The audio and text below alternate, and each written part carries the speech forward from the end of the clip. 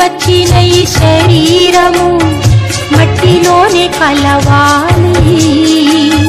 మట్టి నుండి వచ్చిన ఈ శరీరము మట్టిలోనే కలవాలి.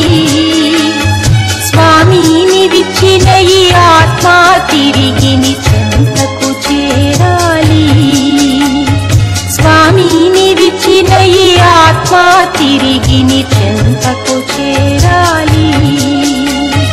మట్టి నుండి వచ్చిన ఈ శరీరము మట్టిలోనే కలవాలి. మట్టి నుండి వచ్చిన ఈ శరీరము మట్టిలోనే కలవాలి.